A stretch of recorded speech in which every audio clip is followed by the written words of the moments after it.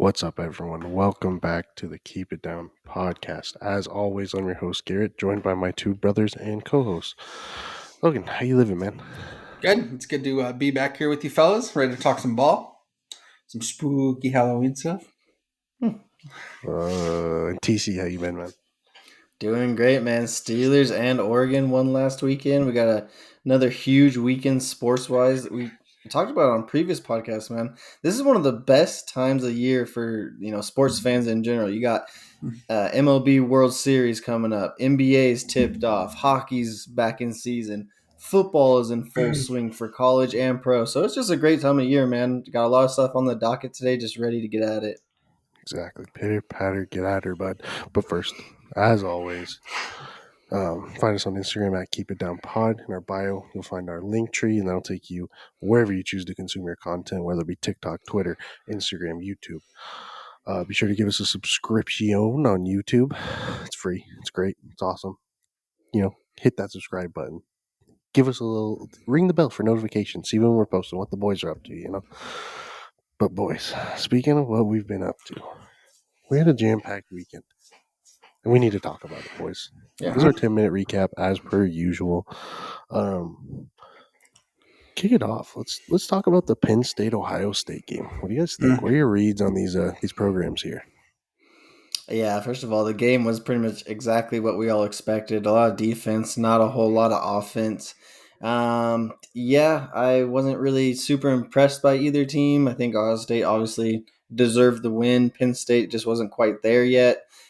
Still two quality programs and a lot of defense in this one, like I said before. Yeah, it was just kind of one of those classic, super slow Big Ten games. What it seemed like. It seemed like it was just really defensive, and both teams kind of aren't really known for their fast starts in games. Usually, those teams like to kick up the pace in the second half once they've kind of worn you down a little bit. But it was just a really long, drug out kind of game. I'm with TC. I don't think really either team impressed me that much. I think when the game ended, I said, okay, well, looks like Michigan's taking the Big Ten once again. I mean, barring anything crazy that might happen with their team. But I don't know. It was kind of a whatever game. I mean, it was competitive. It was a good game, but it didn't really impress me a whole lot. Like nothing really stood out. Marvin Harrison Jr. is obviously a great player, but I mean, outside of that, but that's a known. I mean, outside of that, I mean, there's not really a whole lot to say. Mm-hmm. Yeah, I feel like every year we have this conversation about Penn State where it's like they're just that one game away. And they're like, oh, if you win this one, then you might, kind of shuffle the order of the big three of the Big Ten program in general. Right. And it seems like they can just never win that game, man. Yeah. Like, last year going to the Michigan game, and then Michigan ran for like 400 yards on the ground or something like that. And then, everyone's saying, oh, Ohio State's vulnerable. And then just yet again, man, they just find a way. Ohio State was all banged up. No Travion Henderson, no Amiga Abuka, and their starting corner was out as well. So, a good win for Ryan Day in the program, man. Definitely getting tougher, but I think with the plethora of offenses that are, still at play in the college football playoff realm, it's going to be a tough spot to be if you're Ohio State. So moving forward. Yeah, definitely. And like I said, not an impressive win as far as what was displayed on the field. But if you take a step back and look at it, like Chacha was saying, man, Ohio State had a lot of players banged up. And that was a quality win over a top 10 opponent. So still a huge day to be a Buckeye or a Buckeyes fan. Mm-hmm. Yeah, absolutely. I guess we'll just go to the next one right here. Speaking of close games, I mean, Washington and Arizona State. I think things got a little spooky there for Washington. I don't know how. I mean, that was a 7:30 start time, so I don't know how much of that game you guys ended up watching. But I mean, Arizona State was, a couple bad decisions away from pulling out that game. You know what I mean? A couple again questionable calls. On that no call on that PI. What does this change your opinion on the team that Washington is? Not really. It shows me that they might slip up at some point, but I think they are able to get up for the big games. I think this is just a little bit of a case of playing down to your opponent, as well as Dilly just finds a way He's Yeah. like the king of keeping games really close right now Yeah. and coming up on the Well, losing end of them. Like a lot of teams have struggled when they're playing Arizona State, man. So it yeah. was an impressive showing for those guys as well, especially being up in Washington. We saw what kind of environment that was Hmm. just a couple of weekends ago. But yeah, I think Washington just maybe this is kind of their wake up call to not take teams lightly anymore. But I think it was Yeah. just a case of playing down to your opponent a little bit. Yeah, I mean, if you think about it, they were focused on Oregon for 2 weeks, as Oregon was focused on Washington because we are both coming off a bye going into that game. So it was probably just tough to kick the boys back into gear and kind of get things moving the right direction again. Yeah, the Arizona State team is just strange, man. They just run the ball so much, man. And I mean, really, the pick six was the deciding factor late in the Yeah. game there. So, but yeah, I mean, I don't think Washington is unstoppable in any facet. But yeah, it might poke a couple holes in their game plan per se, but I don't think this tells us much more than we already knew about Washington. Yeah. Um, And I was gonna say, I did try my best to make it through this whole game, guys. That 7 p.m. kickoff it's is a rough. blessing sometimes. But like on Saturday, I woke up early, try to get all my chores done before that 9 a.m. kickoff for the Penn State Ohio State game. So by the time it was like, I don't know, 8:30, 9 o'clock, I was like, all right, I'm gonna go watch the second half in bed, and that was just the biggest mistake. Hmm. Done. You're done. You're just That's going when to it's sleep. over. Yeah. Yeah, yeah. And they just keep playing the same commercials like over and over and over again, especially like if you find like a YouTube feed or something like that. Which not saying any of us do that. Watch, illegal copyright, It's fact, it was games. on Fox. Anyway, that I was watching it on YouTube. But anyway, so I, I was watching on Twitch. I was watching some dude stream it through the reflection of his sunglasses and shit. shout out any boxing matches happened in the past Yeah, year. actually. Okay. Um, I mean, yeah. So Let's yeah, save that one for the end. Let's talk about the Oregon game first, because then we have another. I want to talk about the other stuff regarding that game. okay. Uh, So yeah, I mean Oregon beat the shootiest, outiest team, dude. We did it, and it mhm, wasn't a super close game like it was last year. Last year we kind of had some in-game heroics that put us on top in last year's matchup. At Washington State, this year kind of seemed like we really just went in and handled business. I think the score kind of reflects the game to be a little closer than it actually was. I think Washington State had a garbage touchdown there at the end, but I mean, I think it was an impressive outing by the boys and not having a major letdown after a big game like Washington. Yeah, and I thought that was the most impressive part. Dan Lanning's ability to get the guys focused up again. I mean, we still have a Mhm. lot of season left in front of us, and I'm Yeah. sure that was kind of part of the message. I say us like I'm on the team, but during this podcast, I feel like I am. Oregon still has a lot of season left in front of them, and I thought it was Yeah. really impressive that they were able to focus up and go beat a team that is known to give good teams troubles in the Yeah. past. So really impressive from that standpoint. We are the superior team to them, so nice that we're able to come out and prove it. mhm. Yeah. I don't know why every time Cam Ward plays Oregon that he just looks like Mhm. prime Michael Vick out there, but Yeah. so just look, I mean, I think he threw for like 438 yards or something. No touchdowns though. I mean, they only put Yeah. up 16 points before the garbage time touchdown. So overall, a good outing. Yeah, they're just a weird team, man. They play weird. It's weird. It's quick little routes. It's that like super tunnel Hmm. screeny, like Yeah. traditional air raid kind of stuff. They always have a So it's defensive lineman who's number like 61 or something like that. and they're just randomly good for some reason. Yeah, yeah. Overall, good. You love to play your B minus football game and still win a game by a couple touchdowns. So that's always refreshing to see. But yeah, Yeah. overall, good effort from the boys. Yeah. I don't Yeah, ever. go ahead, Shmuel. Sorry, TC. I was just going to say it didn't in this game. It didn't ever feel like we were playing down to Washington State. It was just kind of we were taking advantage of our opportunities and scoring when we could, and obviously, our run game. Both of our backs had either Bucky was over 100 yards. I think James was right at 100 or barely eclipsed 100. So we were running the ball. We were doing our thing, and I mean, we weren't making stupid, dumb mistakes. We're playing our brand of football. us being Oregon. So Exactly right. Yeah, and that was one of the most impressive things is like our rushing game these past couple of weeks, especially has really come on strong. I think Bucky's gone over 100 yards the last two games. But then also you think about the style of team that Washington was. I mean, a lot of those routes from the receivers are 20, 30 yards deep. And then you Mhm. come back the next week and like Josh was saying, it's all 2, 3 yard little quick hitters. So, completely different game plan. So nice to see Yeah, it executed so well. absolutely. Yeah, and kind of want to spin this into a question to you guys, but so last season we had 14 sacks on the season for all of 2022. With the Washington State game, we just eclipsed 26.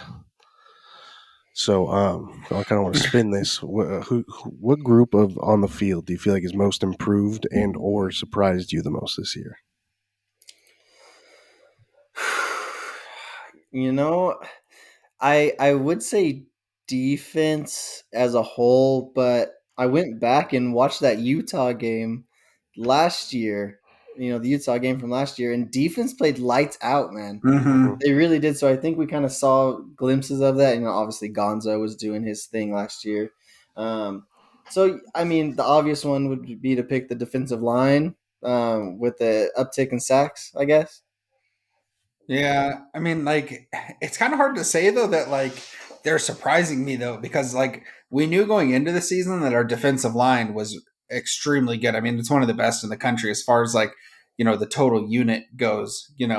Um, I mean, it's just hard to say. I feel like it really kind of starts in the trenches. We're just really tough up front, and it forces teams to kind of do stuff that they're uncomfortable doing. And Bassa is just playing great this season. He's just flying all over the field. I feel like our defensive backs is kind of where I thought we were going to have some trouble, and I feel like they're playing up to a standard that kind of gets by. I mean, obviously Washington had some struggles there, but I mean, overall, I mean, it's got to be the defensive line, but I mean, it's not like surprising to me. I don't think. Yeah, Chach, actually, I want to kind of tweak my answer a little bit. And this is kind of a weird thing to say, but I want to say it's like Oregon's identity as a whole, Hmm. right? Because a lot of times when you hear these analysts talk about the upcoming Oregon game, they're like, "Well, Oregon will get you in a shootout. Oregon will get you in a shootout." And they're And I'm flashy. like, I'm like, do you guys really watch the games?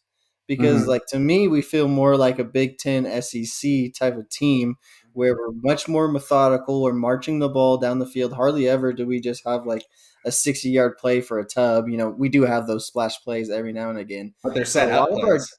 a lot of our drives are, running the ball consistently and then Hmm. short passes to T Ferg or, just working the ball down the field. We're not really the Oregon of old anymore. And that's what I think has impressed me the most is just the overall feel of the team. Yeah, exactly. Yeah. Hmm. I'm gonna say offensive line, man, because Yeah. placing four starters, I was a little concerned going into the year, but overall, I thought they've played really well. Texas Tech, they kind of struggled, but besides that, I mean, Bo's only been sacked 4 times. Hmm. It never feels like Bo's really in danger back there, which is really nice to see. He's never just running around to run around. Um, Yeah. yeah, I'm gonna have to say offensive line.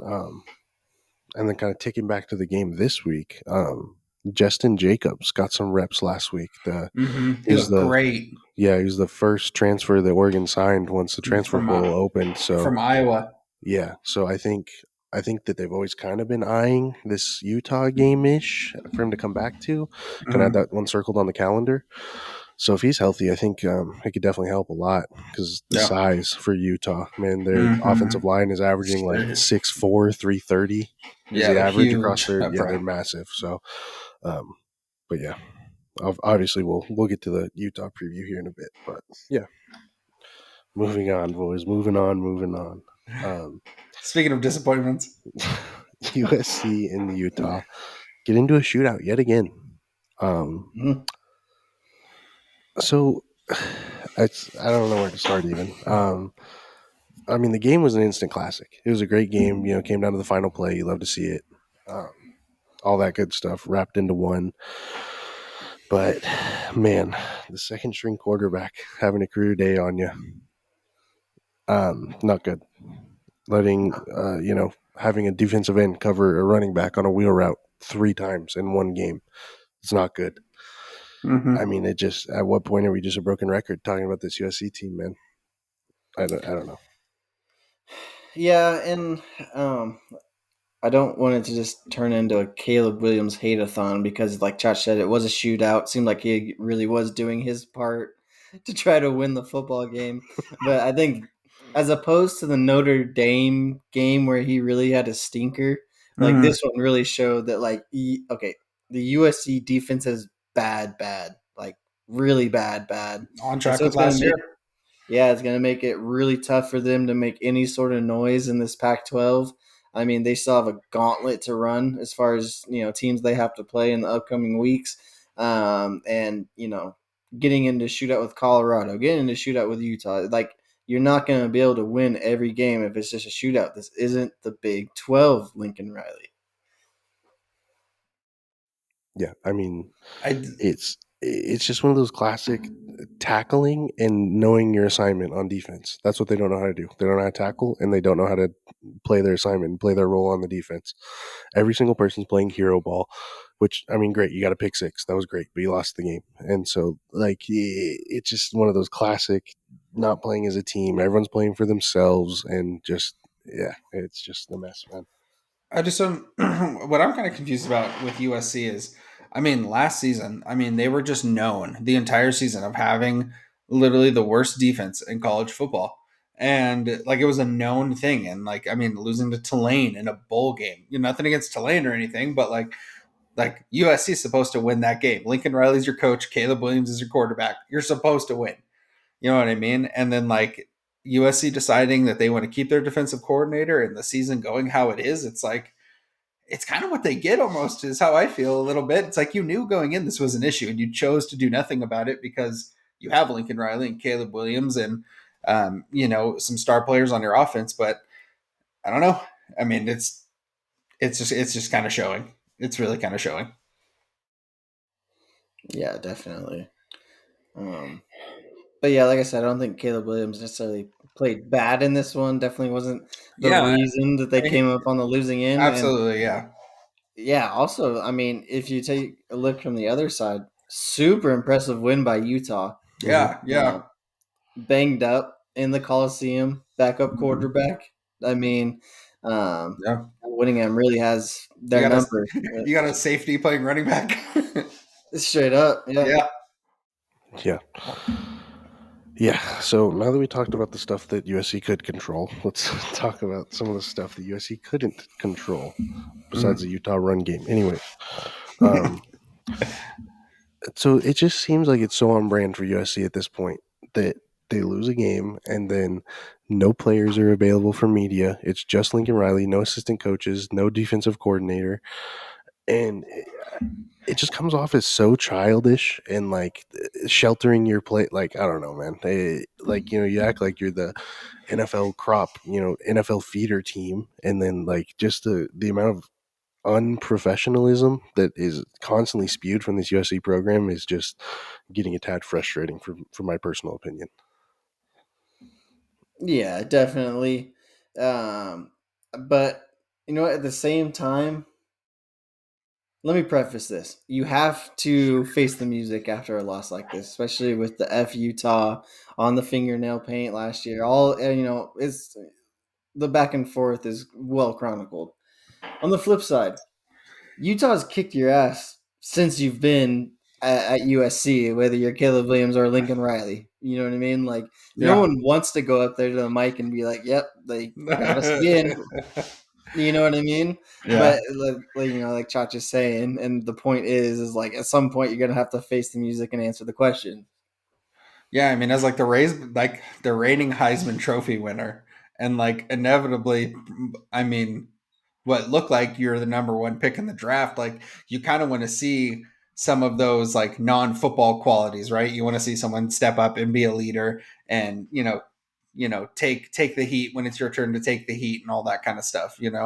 And it's just weird. We've seen it before after the Tulane game last season, and we're kind of seeing it again this year. But yeah, I mean, also it's like I mean, what do you even say after getting beat again for the third time? National championship, contention. I mean, well, college football playoff contention out the window. Pac-12 championship out the window. So Also, I don't know if you guys saw the clips, but the press conference is just Lincoln Riley, and you can just hear "Many Men" by 50 Cent just blaring in the, because I guess the media room's right next to the visiting locker room, and it's oh actually the funniest thing no. ever. You should go watch if you haven't seen it. But all right, last little snippet on this. Emmanuel Acho puts an absolute nuclear weapon on the timeline. He says, quote, with national championship hopes gone, Caleb Williams should consider sitting out the rest of the season. The Heisman's a long shot. College football playoffs are even less likely, and he won't play in a bowl game. The risk of playing far outweighs the reward. Business decision. It's a horrible business decision. Yeah, just I real mean, quick. We don't need to brew on this for too long, but I think it's just another. okay, skip. Yeah, skip. No, I just think it's another thing. You know what I mean? Like he is, a great football player on the field, but off the field there are some red flags being raised this season, whether it's like his nonchalantness with the 12 and a half size shoe comment about how everyone wants to be in his shoes, or he is basically trying to determine what team's going to draft him. He wants ownership. Like everything's pretty well chronicled this year. If he were to sit out for the rest of the season, it's just like another red flag about his character. And I think the kind of the bigger picture here is like, are the well established coaches in the NFLs, the Pete Carroll, the Bill Belichick, the Mike T, like all of those type of coaches, are they looking at this kid and like licking their chops? I don't really think they are. I Mm-mm. think the person that's licking their chops is someone who just got into a head coaching spot and is trying to make this a living. You know what I mean? Like, hey, I just became head coach. Like, I need a good quarterback. Who's good? Who's good? Who's good? You know what I mean? It's Mhm. not the guys that are like have a known winning culture around them that are going to be interested in this guy. yeah, I mean, horrible business decision, horrible take by Mr. Acho, and I mean, not great. I mean, the more of these kind of things that happen with Caleb Williams, like the more his draft stock, in my opinion, goes down. You know what I mean? Like, how many more games does he have to lose? How many close games? How many clutch interceptions? Like, is he going to have to throw? Like, I mean, he's got a lot to prove to people if he's like still eyeing like a good spot in the draft, in my opinion. You know what I mean? Because I mean, he's not doing himself any favors right now, from where I stand, and in my personal opinion. I know you guys may feel differently about that, but Yeah, I mean that's the thing. Like, yeah, he won a Heisman last year, but if Penix or Nix or um, Jaden Daniels from LSU, if one of them goes nuclear, dude, like who's to mm-hmm. say that why would they won a Heisman this most recent year Yeah, and won a bowl game and or went to the playoff or what have you. Like it's not that unreasonable for someone to hop over him very easily. It's for him to sit out or I don't know. yeah. It's just it's a crock of shit through and through. So It's a crock of shit. And I mean, he's a USC quarterback. His ceiling's only so high in the NFL. We know this, that's What about what. but Carson Okay, Palmer? yeah. While we're on the Lincoln Riley right. topic, okay. Here's my Lincoln Riley to Dan Lanning comparison. The Lincoln Rileys and the Deion Sanders are very good at raising people's ceilings. But people like Dan Lanning, Kirby Smart, Nick Saban, they're floor raisers. Mm-hmm. They said if our whole program doesn't suck as bad as every other program, then chances are we're probably going to win. Yeah, And then you get those like two generational pieces, and then there you go. So, hey, be a floor raiser from now on, boys. Okay? Yeah, actually, I heard a pretty good point about Lincoln Riley. He's coached Jalen Hurts, Baker Mayfield, Kyler Murray, and now Caleb Williams, and hasn't even sniffed a college football championship. Like, how mm-hmm. many generational talents need to walk through your door for you to be able to get it done? You know what I mean? I think that's going back to Chacha's point about you got to, raise the floor, not just Yeah. the ceiling. Yeah. I don't know, man. And this is the last time I want to talk about Caleb Williams on this podcast until maybe the Oregon USC game. Okay, let's do it. So, It's all band all right, together. sounds good. It's just I don't care what happens. I don't care if he quits. I don't care if he is. I don't know. Yeah. Anyways, moving on. All right, Boys, let's move. before we move too far away from the recap, I wanted to kind of get your thoughts on the NFL world as far as the last weekend goes, and then I have like a little mini segment I want to go over before we kind of roll out of this whole segment. I want to start first with the Niners, man. They finally look human again. They look very human. I mean, yeah, I mean, and then just breaking today. I'm just my brain's all over the place. Looks like Sam Darnold might get the nod this weekend. Speaking of overrated USC quarterbacks, so it looks like he's getting the nod. Brock Purdy is in concussion protocol. They're not sure if he's going this Sunday or not. So we got that. I mean, who cares when they're Yeah, throwing the ball to CMC and Debo Samuel It's and George true. Kittle? You know, like I mean, not no disrespect to Brock Purdy or anything the 49ers have done, but I mean it's a pretty good bad situation to have there. Mm-hmm. yeah, it's a good situation for a backup to walk into for sure. Uh-huh. If you're going to be a backup quarterback in the league, it's probably one of the primo spots to be into. You're like, oh, I can just hand the ball to this guy, or I can just throw a 3 yard route to Debo and he'll take it 60. But yeah, Yeah. I think it's just more surprising the teams that they've lost to, and the Browns and the Vikings, just not known to be heavy hitters this year. Anyone else impress you? Obviously, Philly got the huge win on Sunday Night Football over the Miami Dolphins. Everyone thought they were offensive gladiators, and Philly said, no, sir. Mm-hmm.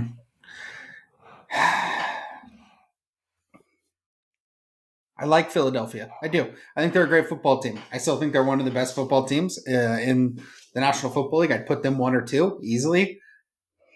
I just every time I watch them play, though, I kind of just have a bad taste in my mouth, especially in like a close game, because you're going to get the brotherly shove and you're going to get all that stuff, which is perfectly fine. I mean, it's whatever. It's the rules, but it's like just the constant like false starts that don't get called, and like there's just like so many things that, and I don't think it's the refs are just with Philly. Philly's not paying the refs. Everyone freaking calm down.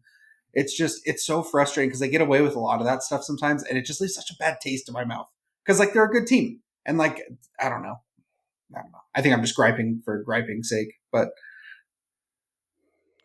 Yeah, the NFL feels like there's a lot of parity across the whole league right now. No one really looks unstoppable of any Mhm. facet. Everyone's mm, lost the game thus far.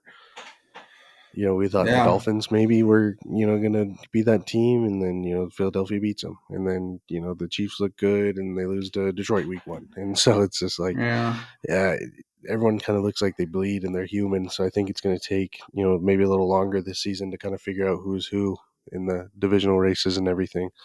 So, yeah, Yeah, I think there's also a big disparity between the NFC and the AFC this year. I mean, NFC, you got Philly at the top, Niners, who have struggled the last couple of weeks. I'm not, losing any faith in mm, them. I still put them up there. And then after that, you're talking about the Cowboys and the Lions for yeah, like that kind of third, fourth spot. Lions just got absolutely ripped apart over the weekend. The last time we yeah, saw bad. Dallas on primetime TV, they didn't look. Actually, I think they beat the Chargers on that Sunday Night Football game, but they In a were close one, yeah, absolutely waxed the game before that. And then the AFC, I mean, the list goes on and on. Whether it's yeah, Mahomes, Allen, the Jags, I mean, Lamar, Joey Burr, like there's so many teams that can make a run in that AFC. It's just yeah. it's nuts. So that's huge disparity. Boys, a little mini segment I want to get to with you guys before the season started. I'd asked you guys your predictions for the end of the year awards. Okay. And I kept receipts. I got the list here in front of oh me. So we're shit. just going to kind of go through them real quick. Just some quick comments on where you guys think your picks are going to end, or if you have some freezing cold or some hot takes. Okay. So for MVP, I said J Herb. Chalk said Mahomes. Schmog, you said Hurts. I J feel great. Herb's not winning it. Yeah. Okay, but pause real quick before anyone else says anything. I just feel gutted for Jay Herb, man. He's Yeah. had 4 different offensive coordinators in 5 years of football. Yeah. He's going out there doing the darn thing and just getting screwed, man, by coaches that don't know how to coach and manage the clock. And so everyone pour one out for Jay Herb while you're sleeping tonight. The thing is though, Yeah, and yeah, as soon as you said J Herb TC, I was like, he looks so freaking good. Like when he's he confident in the is. play, when he's confident what's going on, that dude looks so perfect. Like he's a big, tall human. He's got a freaking cannon strapped to his shoulder. Like that dude, some of the throws that dude's making are absolutely insane. And if P Mahomes was making those throws, dude, everyone would be drooling and gaga over it for months. You know what I mean? Exactly. Yeah. And No, yeah, he's a he just great doesn't look individual. comfortable. He just doesn't look comfortable. Is the only thing. He's a great player, and that offense is Mhm. actually cooking pretty tough. But just they're not going to give the MVP award to a team with not a lot of success. Mhm. But yeah, Mahomes and Hurts, they could still definitely win it. So good picks, boys. Offensive Player of the Year. Chotch said Jamar Chase. Schmuck said Tyreek Hill. I said CMC. Ooh. Um, I feel like, I mean, all great picks. Still, we're all cooking. yeah, Chase was off to a slow start with Burrow Yeah. being banged up. Yeah. But yeah, Hill and CMC would probably be two of the favorites right now, I would say. Hmm. Um, Maybe we're getting together here, and maybe something starts happening. okay, now this is where it gets a little more interesting. Defensive Player of the Year. We all had TJ as one of our two picks. We all had two picks for this. Uh-huh. So everyone said TJ. That's looking great so far. I said Parsons. Schmog said Parsons. Chop said Chris Jones. Okay, this was before we knew Chris Jones was going to This sit was out before the 5 holdout. Yeah, games, Yeah, so I've been brutalized on national television, but it's all good. it's true. We take the lead. yeah. I'd say we were all probably more spot on with our TJ pick. Me and Mhm. Schmog said Parsons. He hasn't really been Yeah. on pace so far, but a lot of season left. I think we're getting pretty close to the halfway point at this point. Hmm. Um, Comeback Player of the Year. You guys both had two. Chach, you Hmm. said Mike Thomas and Jimmy Graham. Uh, Schmog, Schmog said Tua and Jimmy G, and I said Brees Hall. Ooh. I mean, Brees Hall is Uh, definitely, on pace. Brees Hall's having a Tua, great season. I feel like Tua's also having a great season. Josh, I don't Tua's know having what a you nice were season. thinking. Sorry, Gary. Mike Yeah. Thomas, he's played like 4 snaps. He said, this boy said Jimmy Graham. Hey, you know what though? Hold on. It's great to see him back in a Saints It uniform, is. though. It It's is. It is. the world feels whole again. Okay. Offensive Rookie of the Year. Schmog, you said Quentin Johnston. Chach, you said Bryce Young. And I said CJ Stroud. Ooh. I might I have it mean, there. I Yeah, think you I might get definitely it. have it there. Yeah. I might have it in CJ there. Okay. Defensive Rookie of the Year. Schmog said Jalen Carter. Chach, Will Anderson Jr. And I said JPJ. I love Jalen Carter. JPJ has kind of been in a weird role, playing well, but just like hasn't been on the field. It looks like his role is gonna keep expanding week by week. He played quite a bit in that Rams game actually, but I think the favorite of those three would probably be Jalen Carter through the Hmm. first half of the season. Yeah. Um, I mean, great pick. and then at the end of the segment, I asked you boys what pick you were most confident in. Chach, you said the Mahomes MVP or the Mike Thomas comeback player. Just wait on it. Schmugs, you doubled down on that one, Chach. Schmug, Schmug, you said Jalen Hurts for MVP, and I said CMC for Offensive Player of the Year.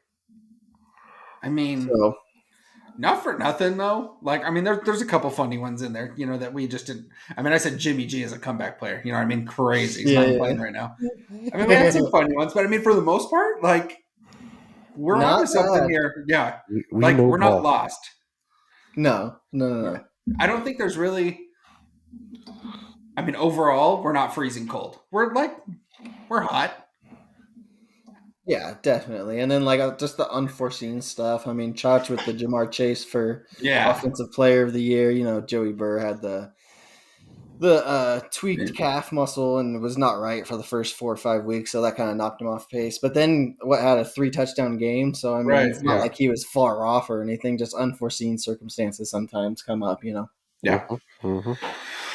But yeah, boys, we keep receipts here on the Keep It Down podcast. I'm sure it won't be the last time we revisit some lists we've made. Yeah, speaking of keeping receipts, I just, I want to know all the people that were hating on us when we were down in our 50-year bus segment. Yeah. I Where want you at? you to Names. come forward and just absolutely We relish went in this. absolutely nuclear last weekend, boys. So, We couldn't lose. here, I'm all behind here. We could have literally put parlays on like Rocket League, and we would have been fine. You know what I mean? So, Anytime goal. Anytime goal. I got Spunky for 2 anytime goals. yeah, so our first parlay of the weekend. We were just loving that Steph Curry more than half a point. That was just juicy. Bucky Irving more than 87.5 rushing yards. Troy Franklin over 7 receptions. He only got 4, so we actually missed on that one, but we only put $5 on that sucker. Second one, we had Steph Curry more than 0.5 points. Josh Allen over 1.5 touchdown passes. Kenneth Walker III and Austin Eckler over 123.5 rushing yards. Boom. Which hit $20 power play 5x hundo bomb in the bank, boys. Easy money, easy money. If we've ever Oh, been hey. back, we're back. We're so back. You know what? And I'm gonna say it. Just a huge weekend for the parlays in general. We've been kind of keeping everyone updated on the season long as well. Oh yeah. TJ Watt pick. Let's The TJ Watt go. pick, dude. I couldn't believe what I was watching, dude. I was like, it was like just those weird ones where it's like it can happen at any time throughout the season, and it happens, dude. Just the electricity going through your veins. You're just like, oh my god, I am him. So yeah, the TJ Watt pick, Bucky had like another 130 rushing yards, both threw another couple of touchdowns. Yeah. Travis Kelce had like 1,000,000 receptions in front of T Swift and Patrick Mahomes' wife that day. So, man, the the the season long parlay is doing great as well, boys. We're still on pace there. The TJ Watt pick, dude. Okay, it was funny because literally like 2 minutes before you texted us, I'm like trying to like find a game like to flip to, and I'm like, oh, the Steelers are playing right now, and then I flipped it to, I don't remember who I was watching at the moment. I think I had a fantasy player on one of the other teams, and then you texted us, and I just got so excited. Mm-hmm.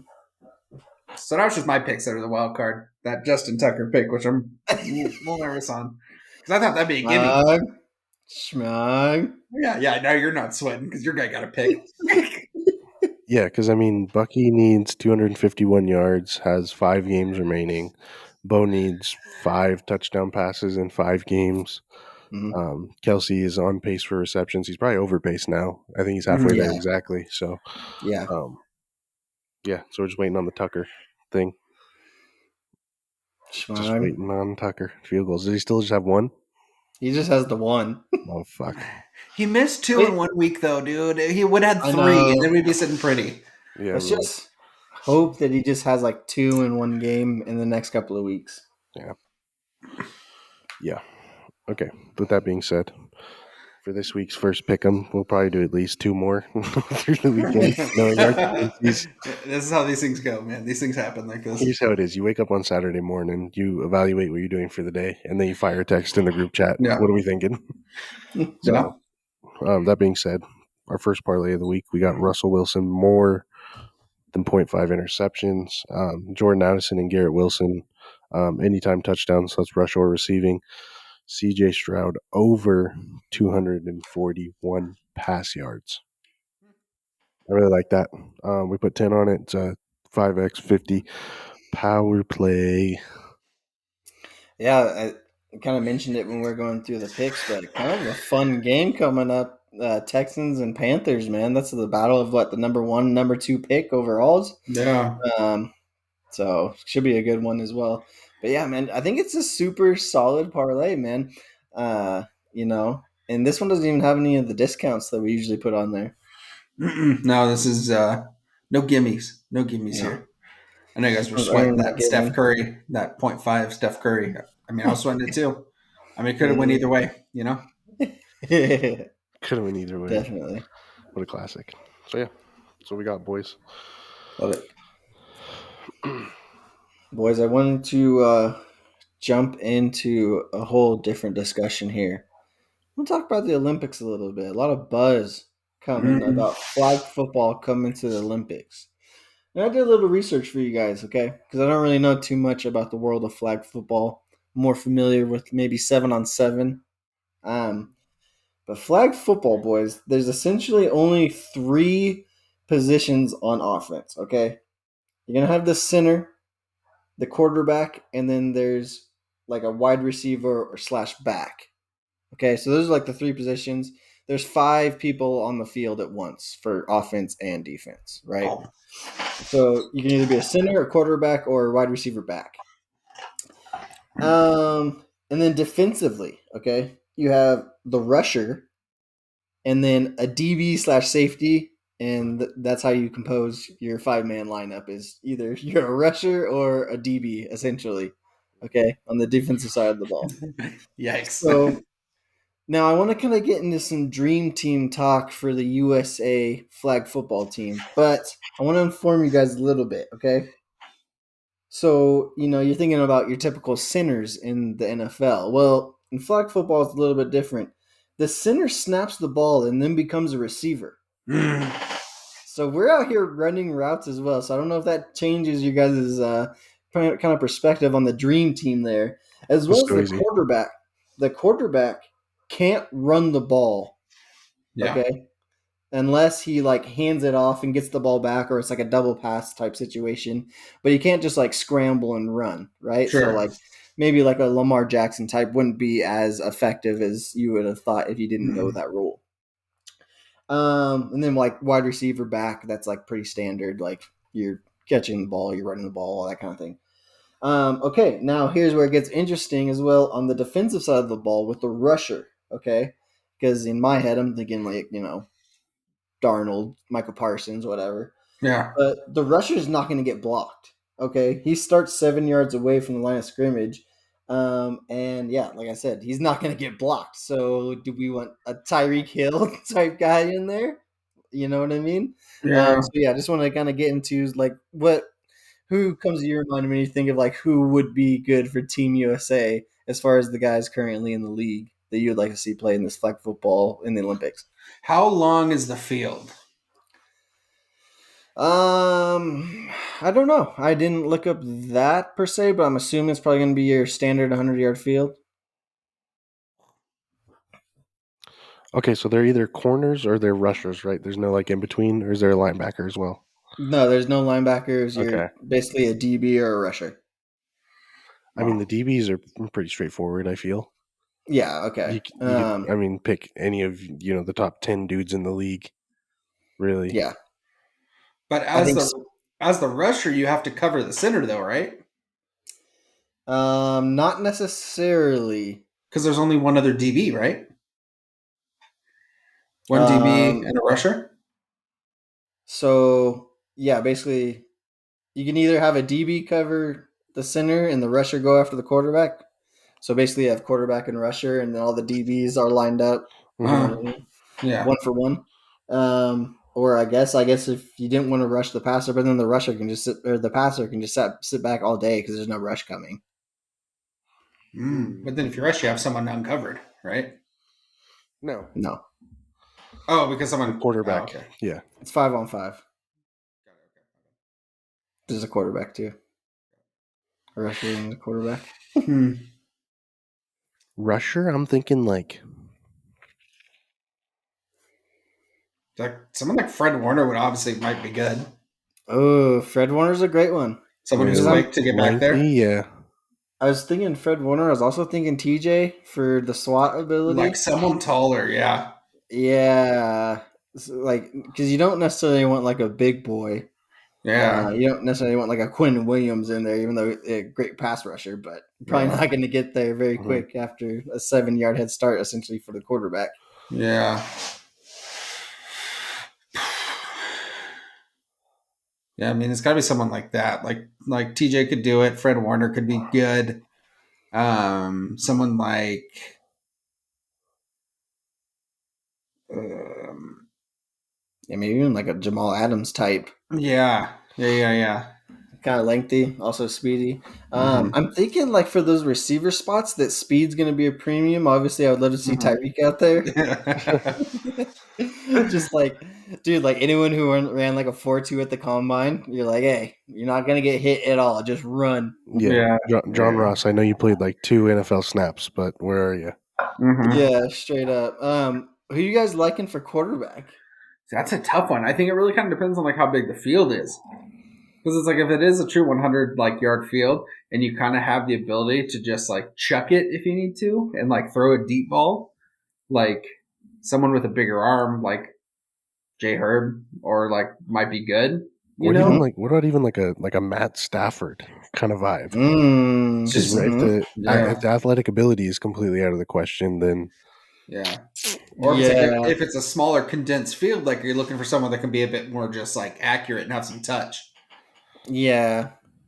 I still would probably say Mahomes because, like, to my knowledge, I think you can still like evade the rusher.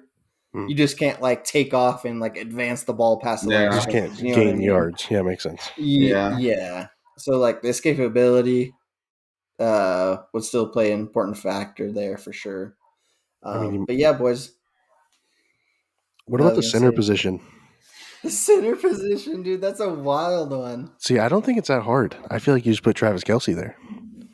Yeah, Yeah, Travis like Kelsey would be a great yeah, one. yeah. Travis Kelsey, Mark Andrews, like any like Tight tight end, end like yeah, that. But like at the same time, like you could probably teach Tyreek how to snap a ball. true. Yeah, that's true. Are they You know what I allowed to mean? block? Yeah, No, there's no contact allowed. Oh, okay. No contact allowed at all. So it's like it's basically a receiver just has to snap the ball before he runs. yeah. Yeah, so You know what I receiver's probably mean? a better bet then. Yeah. So like I think Someone Travis like Kelsey's a great one. someone like Tyreek would be a better bet at center because it's kind of more of a slot position, which is what he typically plays a lot of anyway. And then you can put your big, taller, whoever you're going to have out on the edge. You know, Hmm. Yeah, like I said, I think speed's going to be like an absolute premium. You're going to see Tyreek, yeah, Jay Jettas, Jamar Chase out there. Not so yeah, much like the DK type. You know what I mean? Where it's like a yeah, big physical. You don't necessarily need Mike Evans out there. yeah, Yeah, you're yeah. I either think it'd be tall or you're interesting, fast. That's really it. and like Hmm. I'd be interested to see like some of the other countries too. I mean, I know that obviously in the NFL there's a lot of players that come from other countries, but I don't think the number is like extremely big. You know what I mean? Or like, do you just have guys that play overseas that are going to play? I mean, I've seen all the funny stuff about Tyreek Hill cooking a 45-year-old Lithuanian tennis. Like, No, straight up. I saw a post and it was like the rest of the world's gonna find out why we suck at soccer. yeah, for real, No, for real for though. real. We need to play England 1v1, and that'll determine who's the actual better country. Yeah, Because we tied them in the Yes. World Cup, okay? So, I yeah. mean, Yeah. So like I just wanted to gauge, are you guys excited for flag football to be in the Olympics? Do you Oh, care at all? Or yeah. like It's gonna be so fun. And where the games are in Los Angeles, right? Oh, dude, yeah. I mean, it's gonna bring so much like it's gonna bring so many people, more people to come and watch, and like I think it's good for the Olympics as a whole. You know what I mean? Because I mean, we get all hyped up about the Olympics. You know what I mean? I mean, it's like not even events that we normally watch or that we're clued in on. But like when someone from the States is, like doing the hammer throw or discus, like you're going to watch. You know what I mean? It's like yeah. when our freaking men's curling team in the Winter Olympics a few years ago, nobody gives a crap about curling, but we did. We gave a crap because those were our boys. You know what I mean? yeah, I mean, honestly, crazy when you think about it that the United States gets to host the Olympics and the World Cup in the same year. Yeah, it's really cool. Yeah, so I think the next like Summer Olympics is gonna be Paris, which is next year, Yeah, 2024. Oh, we And yeah, get I it the want to say following year. And then I want to say, yeah, after the LA, next yeah. 4 years, that's when flag football will be in, and it will be in LA. I want to say, so that'll be like 2028 or so. So Oh, so hold on a minute there, Buster. Because a lot can happen in 4 years. There's a lot Yeah, I of mean, Well, plus, definitely, but we're just kind of projecting as far yeah. as who's going to be there. But another kind of side note to the Olympics, there was a lot of talk about the NBA guys getting together and actually like having like Braun and Steph Curry and KD go play for Team USA again. I thought that would be really cool to see. We haven't seen that in a couple of years. We've seen like versions of it, but usually don't have like all the stars out. Yeah, it's never been all the number ones. You know what I mean? Definitely.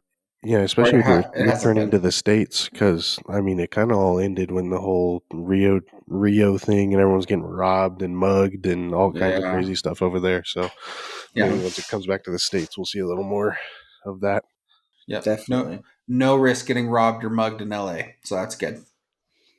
Yeah, I mean that's going to be an absolute spectacle because I mean Oh, it's gonna obviously be nuts. it's in LA. You're gonna potentially have all the NBA guys there, the NFL guys Hmm. will be It's gonna be there. wild. Yeah, Yeah, Not to mention if we have swimming phenoms like we've had in the past, Simone hmm, Biles, all that kind of stuff going on as well. yeah. Good for us, man. Good for America.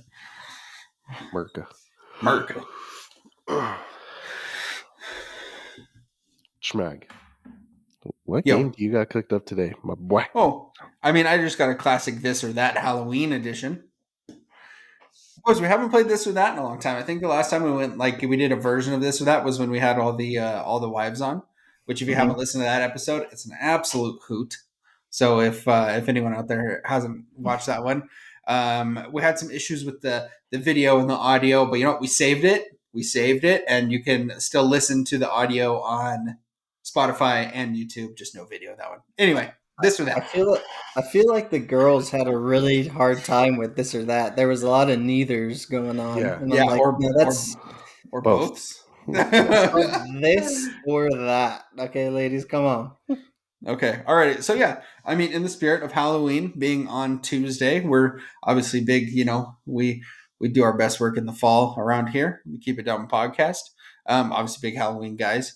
So yeah, this or that Halloween edition. I just got a few here. Want to get your guys' thoughts on almond joys or mounds. almond joys. Wait, is a mound just the coconut? Mm. Mm, I kind of want to pull, like the wives are doing and saying either. I guess I'll go with mounds. I'm going with mounds. Both give me raging heartburn if it makes you guys feel any better. Okay. Are you guys more of going out on Halloween or staying in on Halloween? Preface. I mean, obviously, with children, all that stuff going on, we get it. You go trick or treating. It's our duties as fathers here on the Keep It Down podcast. But do you enjoy the going out trick or treating part more, or the after a nice hot bowl of soup, chili, if you will, and a nice Halloween movie? Going out or staying in? This or that? I'm gonna go with staying in, Yeah, and I think staying. of it. I think some of it comes from like the FOMO because of like the area that I live is pretty rural, so I don't get a lot of trick or treaters out here. I remember the first year we lived here, Harper and I bought like a big bag of candy, and we're like, "Well, you never know," and then we just ate on the bag of candy for like 6 months following. You know what I mean? Because there's like little individual pieces, so it's not like you're really going ham. You got to unwrap every single piece if you're gonna eat it, so it takes you a while. But I would just like really love to be in a spot where I get a bunch of trick or treaters. I could put up like a bunch of cool decorations and like almost have like a little party going on. You know what I Hmm. mean? Like making a cool Love that. environment for the kids to come experience. I saw someone was like gonna set up their like DJ deck in the front yard and play music for the kids and stuff. I Oh, was like, sick. something like that would be so cool. Yeah. Like you just get creative with it. So definitely staying in. Yeah, I'm for sure a staying in type. Yeah, it's just you got to take the kids and get the mission acquired. You gotta get the candy acquired for the boys. So Yeah. you do that. But I mean, when you just go out and you see adults dressed up and whatnot, I mean, fair play. Everyone's into their own thing, but it's just not personally my cup of tea per se. Sure. So yeah, definitely staying in for your boy. Alrighty. When you guys, I guess this kind of goes back because I mean, obviously, I mean, none of us are really dress up guys anymore for Halloween. Were you guys more into scary costumes or funny costumes? Funny costume. Yeah, funny costumes. Same. Okay, this one, caramel apples or candy apples? Caramel apples, and it's not close. Yeah, caramel apples because I there's feel so many like different iterations too. Yeah, I feel Yeah, like candy apples is kind of like the original thing. Like you normally select the apple and it's covered in the red stuff. But honestly, when's the last time any normal person has eaten a candy apple? Yeah, Been a while, I think. For those of you listening, yeah. don't lie. Okay, Hold red on. vine. Side note. Side note. R.I.P. to Rocky Mountain Chocolate Factory, Oh, man. yeah, for rip. real, man. Come back to me, please. I mean, nothing like a $23 caramel apple. You know what I mean? Yeah, it was so sad. We used to have one, and I feel like now, you know what? It was just ahead of its time. It was ahead of its time. It That really place was. would be around now. Different ball game.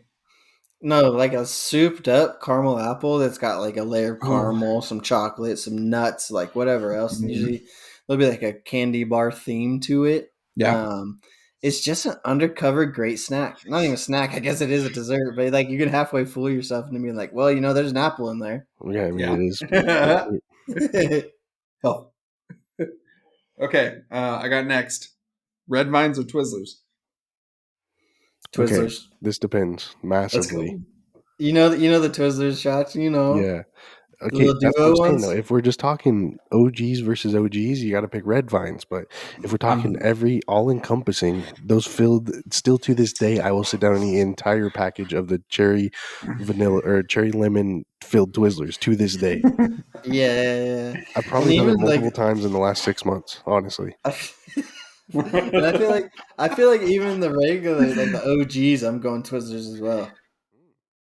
it's Not a big really. Red Vines guy. I feel like red vines have to be perfect. You know, like fresh out of the big bucket. You know what I mean? Can't be Mm, stale. They got to be nice and soft. But like, I feel like I have more good experiences with Twizzlers than I have with red vines. definitely. Okay, but here I'll set the scene for you, right? We're riding in the desert. The red vine bin that mom would get from Costco is sitting out on the picnic table. Yeah. You need a They're nice straw. and warm and toasty on the outside, dude. Nothing hits harder. Use that as a straw. You need a straw. Oh. No, yeah, straight up though, chat like mom and dad were big like Red Vines people, and we had have those like big buckets like quite a bit actually. So I do have fond memories of those as well. Hmm. Alrighty. Regular Skittles or sour Skittles? Oh, dude, the cancer that the sour Skittles give me is just fucking next level. Is anyone's like Yeah, salivary glands just going right now? I said sour Skittles. I yeah. started thinking about them. I'm gonna go regular Skittles. That's crazy. Oh, The yeah, sour Skittles tear my mouth up way too bad. You love it though. yeah. I love And it. you I mean, drink I your love soda it pop going after, down, and but then it it's just just hurts not. you so bad. It's not worth it. Okay, chocolates or fruit candies? Um, I'm definitely going with chocolates. Sorry about that So, brief. Oh, go ahead, Schmecker. hey, let me go. It was my fault. A little bit of technical difficulties here on the Keep It Down podcast. We'd be lying if we said it never happened. All right, still playing this or that. Chocolates or fruit candies? Yeah, I'm going chocolates all the way. There's too many bangers, whether it's Snickers or Reese's peanut butter cups. It is the superior candy, and any other opinion is just wrong. I agree it is superior, but I will say that when you get you rummage through your kid's candy basket, because that's the thing, when you go to trunk or treats and such events, they just give general candy. So there's like a lot of candy that your kid can't eat anyways. And so Mm-hmm. like you find all these like remember those fruit chews that like there's a blue one that's like vanilla. Like there's those are so good. Oh yeah, it's like I think Mm. they're Tootsie Yeah, they're made by Tootsie Tootsie. Rolls. That's what Yeah, they used to be called, but now they're called fruit chews for some reason. Okay, But yeah, so ever but yeah, since the I merger. agree. Chocolate is the vibe. Schmo. I like fruit candies way more, dude. I'm more of a gummy, Whoa, like whoa, whoa. Skittles, like kind of person. Have you have you ever had a Snickers chocolate peanut butter squares? Yes, I Oh. have. They're delicious. What say you now? We did say that. Gummies are still better. What say you now? Yeah, gummies are still better. Um, okay, who's better, Jason Voorhees or Freddy Krueger? Jason Voorhees. Freddy Krueger fights like a little MFer, dude. Like he He has to go does. through your He fights dream and shit dirty. to kill you. Yeah, like that's some bush league But garbage. there's something psychological about Freddy Krueger, though. Like I guess the thing is, you have to sleep. you know what? I'm riding with my dog Chach on this one. I don't really know either of the characters very well at all, so I just have to, go with Chach's word on this one. I'm going Jason. I respect it. Okay. Michael Myers, the original OG Halloween villain, or Leatherface from Texas Chainsaw Massacre. Ooh, Both Leatherface mask, all the way. both mask guys. Leatherface all the way. Yeah, Leatherface or show. I mean, that is just crazy, and the whole chainsaw, just nuts, right? Okay.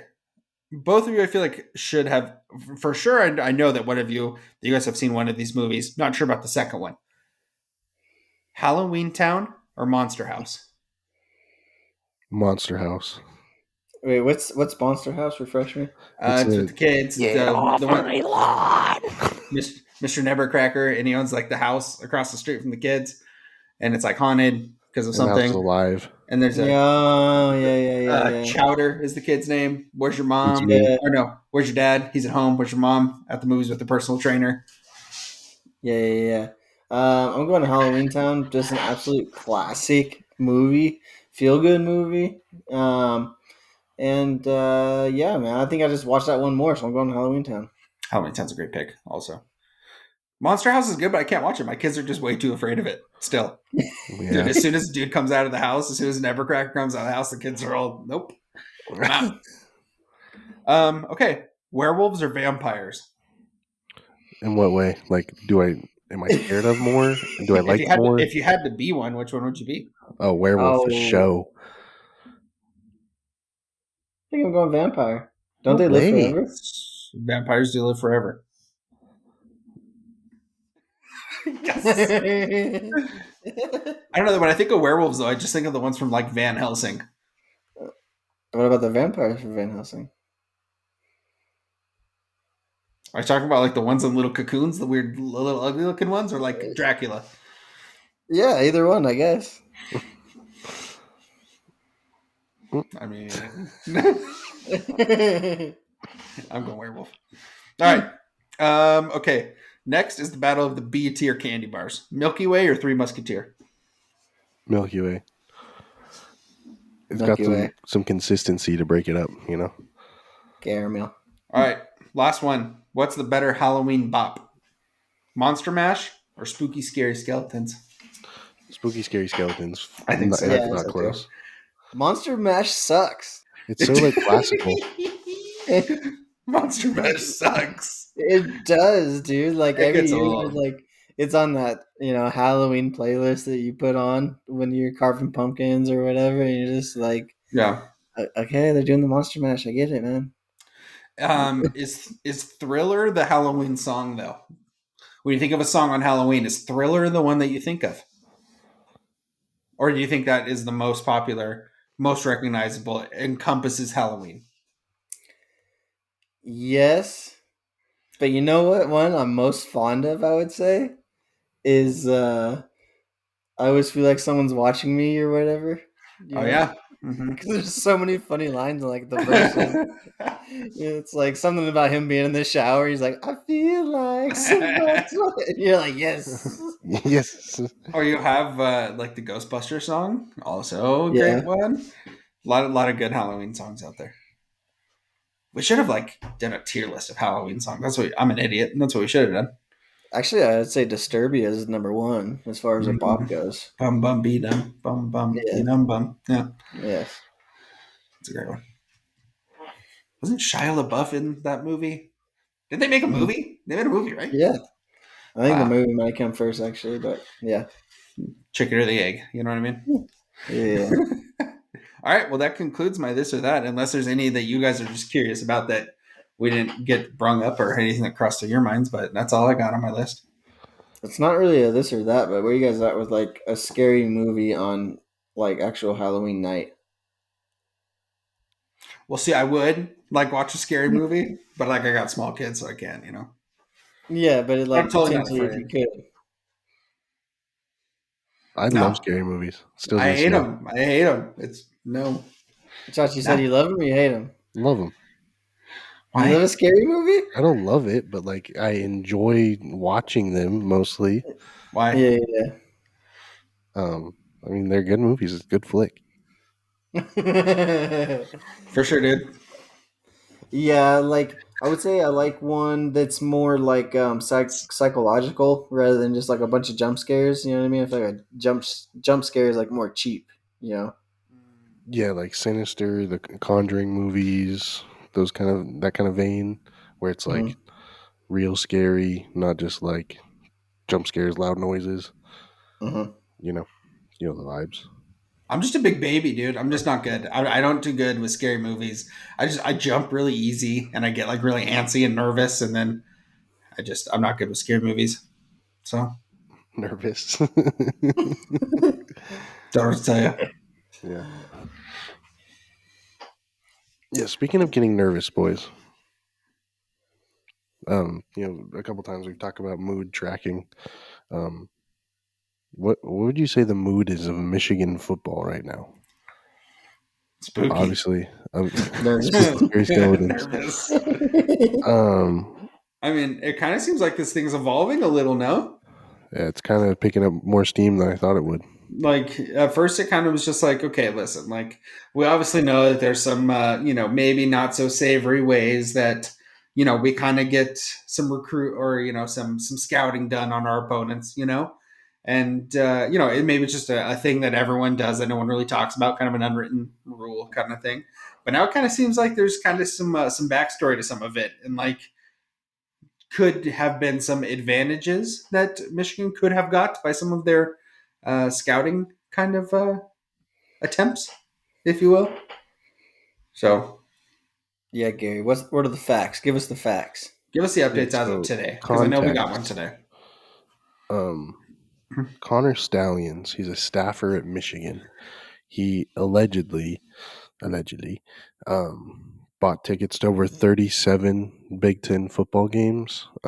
Basically on the across the field of the opposing sideline, and would essentially allegedly film the opponent's sideline to see their signals and such. And so, really, the big piece of news that dropped was kind of a clip from Michigan Ohio State last year, and Ohio State's running a play. They check out of it.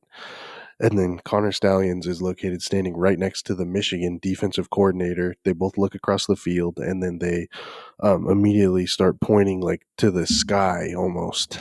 And so that would hint that it's a pass play, obviously, to the Hmm. defense. Ohio State still ended up scoring a touchdown, so I guess it's not foolproof. But yeah, it definitely is picking up steam a lot quicker than I thought it would. I thought it'd be like some long, drawn out, a slap on the wrist kind of thing. But it seems like it's picking up steam a lot quicker than I thought. So correct me if I'm wrong, but this is basically what the Patriots got in trouble for back in Yeah, like this is. '07 with Yep. Spygate. Hmm. Mm-hmm. Yep. Yeah, I mean, as football guys, we kind of understand you're trying to look for the advantage wherever you can get it at, but that's kind of the thing is where is the line of taking it too far? You going as far as to learn people's uh, hand signals on the sidelines, or even like Josh saying when they're checking the play on the field. A little nuts, man. Definitely not a place you want to be if you're Michigan right now with the water starting to boil on you. Yeah, I mean, especially with Harbaugh, I mean, having to take a suspension at the beginning of this year for like recruiting, rules that Cheeseburger. were broken. You know what I mean? So yeah, I mean, you hate to see it for Michigan, especially where they are, kind of sitting at the top of that Big Ten conversation. Um, So I mean, yeah, I think it'll be interesting. I think hopefully, with the next coming weeks here, I mean, hopefully before the season starts to get really serious towards championship games and stuff like that, we kind of have something figured out with all this. Yeah, it's really strange, like, because you almost want to be like, well, what's even illegal about it? Like, sure, is it Mm-hmm. immoral? Sure, but like, homie bought tickets to a public football game and, allegedly took video from a public seat in a public football stadium of an opposing team's sideline. I mean, it's just kind of hard to, make it so black and white. I feel like there's going to be a lot of gray areas in this thing. And yeah, I mean, it ultimately falls back on Harbaugh because I mean, either you knew about this and you're actively cheating, or the other side, you can, do the denial. I didn't know it was happening, but you don't know directly what your staff is doing on a day to day basis. I mean, scheduling 37 games in a football season to go to is a pretty extensive amount of work. So, Yeah. yeah, this could get ugly. I don't know how quick. The NCAA will probably take a long time, but the Big Ten might be a little swifter with this action. So, Yeah. Yeah, and kind of going back to what Josh was saying, I mean, like, is Michigan super shady for doing something like this? If it's true, yes. Obviously, it's essentially cheating. But, like, couldn't, like, where's the line drawn at? Because, like, say you are watching the ESPN feed of a game and you make the correlation that when the backup quarterback does this hand signal to basically sit in the play in, like if you Yeah. watched it at home and figured that out, would it be an issue? You know what I mean? Or is it just like the fact that they dedicated so much time to it? So like Yeah. where is the line going to be drawn in the sand for this? You know what I'm saying? Yeah. I think it's gonna get pretty ugly here, if you ask my opinion. Because I mean, at first everyone was just joking, "Oh yeah, we're Michigan has to scout to beat Nebraska and Rutgers and all that kind of stuff." But it's really turned into kind of something that could be a bit more serious, especially if you know Harbaugh knew about it, or it's pretty bad for Michigan though. Either way, I think just not something you want around during the season. Just a distraction, whether or not it's true, whether or not there's ill intentions. yeah, like especially if you look at the TCU game, kind of stands out like a sore thumb almost because it's a team that no one expected to be in the playoff, and then all of a sudden Michigan's going to play them, and TCU kind of exposed Michigan pretty heavily in that game, and so it kind Yeah. of just makes you question some things on how some things went down and stuff like that. Yeah. But yeah, Yeah, I mean, with all this heat on them, the past week, you got to figure that they wouldn't do it against Michigan State. You know what I mean? Right. And they came out and handled business. Everyone thought there might be some sort of letdown coming in if they weren't able to know the play on every single down, but definitely not the case. Yeah. It turns out Michigan State's just horrible. Yeah. So, anyways, where are we headed to next, boys? What else we got on the docket for today? I know we got Pickems coming up. Is there anything in between here and there?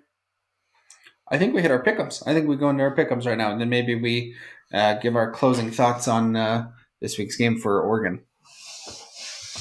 Okay. yeah, yeah, yeah, yeah. All right, first on the docket, we got one Georgia at Florida. Um, Not gonna lie, boys, this week is a little tough sledding for Pickems. Not a whole lot of good games going on across country, but I'm taking Georgia here. I think they win. They could be a little closer than expected, but I think Georgia will win ultimately. I'm going to take Georgia. I think this game though is extremely close. I think game is decided by less than 10 points. To be completely honest with you, I think Florida teams that are dangerous have nothing to lose, and Florida definitely has absolutely nothing to lose here. So and Yeah, everything to gain. I was gonna say for those of you listening at home, be prepared for us to have a lot of the same picks here because, like Josh said, I think the games were just a little bit light for this week. I'm also going Georgia on this one, number one team in the country. But you know what? They're going to Florida, Mm-hmm. so what do they call this game? The world's largest outdoor cocktail party. So Yeah. Uh-huh.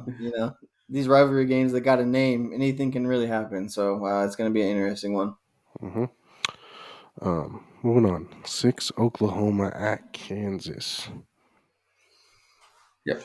This one's a juicy one. I think Oklahoma Mm. will get it done, but seeing kind of what Oklahoma put on the field against UCF last week, it does make me a little nervous about Oklahoma moving forward. If they won the big one against Texas, but week after week, when you have these good, not great football teams coming in, can they do it week over week? I think they do, but it could leave some questions unanswered. Yeah, I'm going with Oklahoma here on this one. I think they win by at least a couple here. Yeah, I'm going Oklahoma as well. I think they'll trip up at some point this season. We kind of saw them struggle with UCF last week. That was kind of Mm-hmm. a shocker. But Kansas is definitely a team that have on their radar. They were ranked at some point this season. They were off to a hot start. Kansas is not going to fly under the radar. So Yeah. I'm going Oklahoma. 20 Duke at 18 Louisville. This is the closest point spread of the week, 4.5 for the Cardinals. Is it the Cardinals? Louisville Cardinals? That Mhm. sound right? Yeah, Yeah. that's what I thought. Yeah. Two basketball schools, boys, in the top 25, No. top 20 even.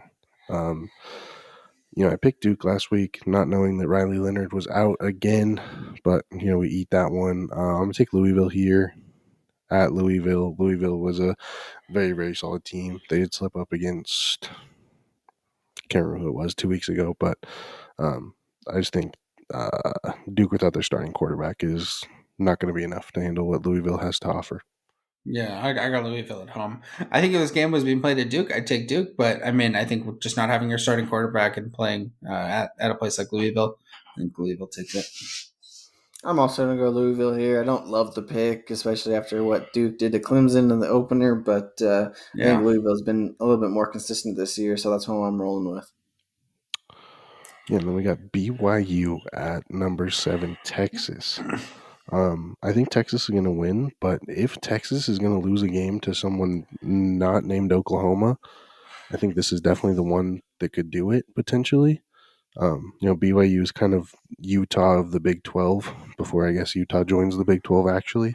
Mm-hmm. So, yeah, it could just be one of those weird games where things get weird and physical and everyone's running the ball a bunch. But I think Texas Yeah. still wins.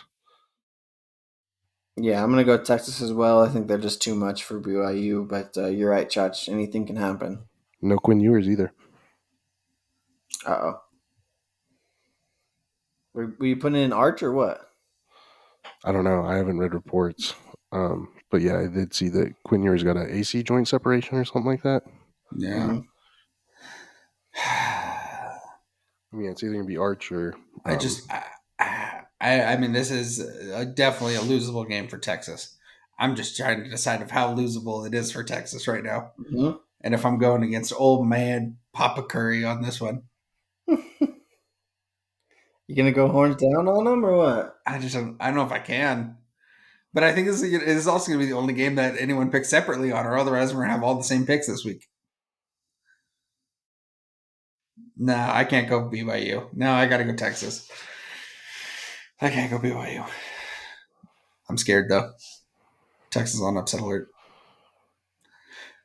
And then, I mean, I'm going to go ahead and guess at the last game. I think we all share the same sentiment here. yeah. Okay. Vanderbilt at number 12, Ole Miss. Everyone in agreement here?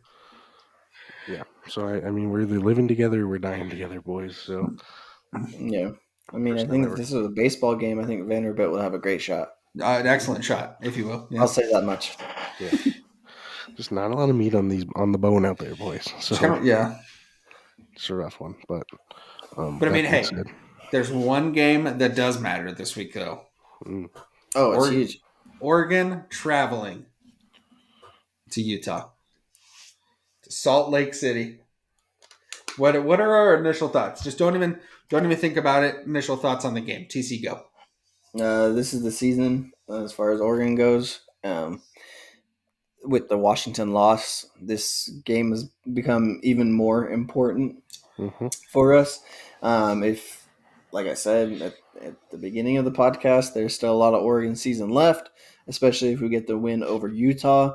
We get into the part of the schedule that's um, very reasonable to think that we're going to win the rest of the games. Very winnable games from there on out. This is the real test that we have left on the schedule. If we can go down to Utah and beat the backup quarterback in the banged up roster and the safety who's playing running back, like we can still make it to the Pac-12 championship game. We can still avenge our loss. We can still make it in the college football playoff. Like this is the game that we have to win. Josh, initial thoughts on the game. Yeah. Initial thoughts. This is it. This is the moment, man. Utah's won 27 or in a row at Rice Eccles Stadium with fans in attendance. They lost one in 2020 with no fans there. So this is paramount. I mean, you're looking at the most balanced offensive attack in the Pac-12 against, maybe one of the most sided, if you count Washington. But Utah, they run for over 240 yards a game and they throw for under 160 yards a game. So There's no hiding. There's no pulling punches. There's no guessing what's going to happen. They're going to want to run the football and be aggressive and physical. And um, I think that's also the key to win the game, um, pretty evidently. So those are my initial thoughts. Yeah, I mean, I think I'm very confident in this game. I mean, the last time we played Utah, we got the win last season. I know that was up in Eugene, but I mean, Cam Rising played in that game. It was a really tough, gritty game late in the season last year. Cam Rising, obviously, we just found is probably not going to play at all this season. Coming off that ACL that he had last season. So I'm very confident. We went to Texas Tech. Texas Tech was on like a 21 game home win streak, and we went ahead and snapped that. So I know that we can play in a tough place on the road. Um, and especially a place like Utah where we're familiar playing there. Um, but I mean, this is it though. I mean, if any shot at the Pac-12 championship, college football playoff, I mean, this is it. We got to put it together this weekend. So, I mean, this is all chips in kind of situation for us. I mean, if there's something we haven't done in a game up until this point, like this is the week to let that all hang out, in my opinion. Yeah, definitely. This is the season right here on the line.